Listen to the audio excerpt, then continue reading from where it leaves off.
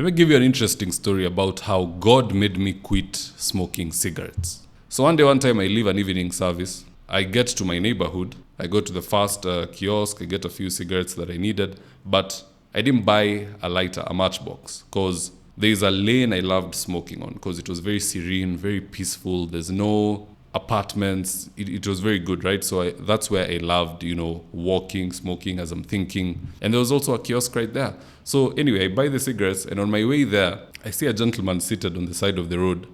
It's kind of late now. It's like 6:40 thereabout. It's kind of dark, so you can see a lit cigarette far ahead. So I get there, I see it's a guy smoking. Anyway, I pass him. I didn't say much to him. There's another shop to my right. I didn't want to buy from that one because, these guys know me too well. I can't be buying a lighter or a matchbox from them. So I'd rather go to the shop down the road. So I get to that shop, they're closed. I say, okay, since these guys are closed, next best option is the guy who was smoking on the street. So I go back to the guy, boss, unaweza nisaidia na lighter? Ambia, nimetumia mshale ya mwisho. In other words, he's used the last matchstick.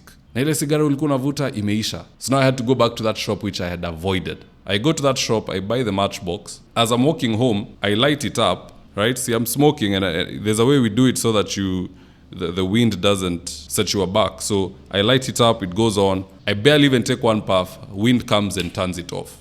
So now I turn my back against the wind, put the cigarette back on, fire on the lighter, get a few puffs, it's on, I'm walking. That entire segment which has come on is blown off by the wind. So I said, you know what? If the shop I was going to is closed, that fellow smoker who angenisaidia matchstick, or even, there's a way a cigarette that's on can light another. Ashamaliza, he has nothing. I go buy a matchbox from the only shop which I was avoiding. And as I'm walking, twice I tried to put it on and it goes off. It never happens. So I was like, this is a sign from God. Hii kitu inafaa niwachane nayo kabisa. Threw the matchbox to the side, threw the cigarettes there. I don't know if another smoker found them and sherekead. That's his business. But that was the last day I smoked a cigarette. And according to the Bible, there is no temptation that God will allow you to face that is beyond what other men have faced. And when you face tribulation, He will always give you a way to escape. Let me just read for you Corinthians chapter 10, verse 13, and I quote, "Every test that you have experienced is the kind that normally comes to people.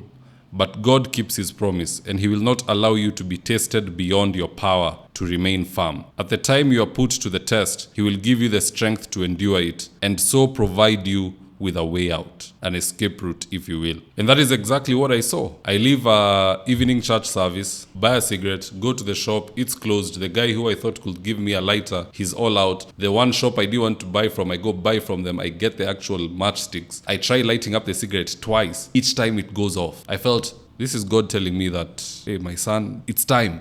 It's time. Put this thing aside. And I did so. And I'm sure if you sit down with most of the people who used to do drugs and they quit, they'll give you their own story. One time, I'll have my friend Derek come and tell you guys his own story about how he quit cigarettes and so on and so forth. Because we were a crew. When we were in campus, and most of the people who are watching me in campus will tell you, that is when you have so much time on your hands. Classes are just 3 hours. Each lecture is 3 hours. And you meet once a week. It's not like a block semester or a mid-semester. So if Monday you have 2 classes, you're done by 1 p.m. or 2 p.m. What are you doing in between 2 p.m. and the next class? You'll go out with friends, chill, smoke, drink, party.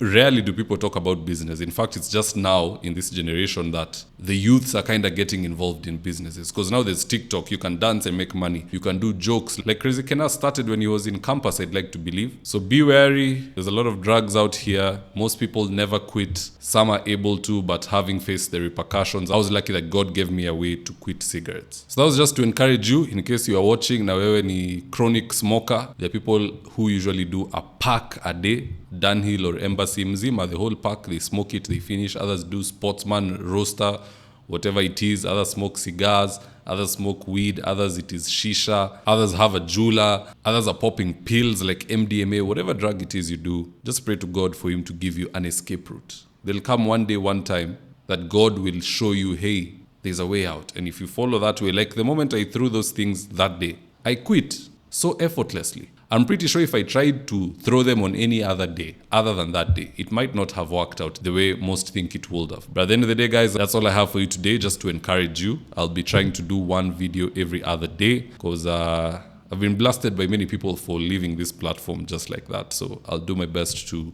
every other day have something up for you guys. If you enjoy this type of content, you can subscribe at High Altitude Ministries on YouTube, TikTok, Facebook, and IG. And with that, guys, bye-bye.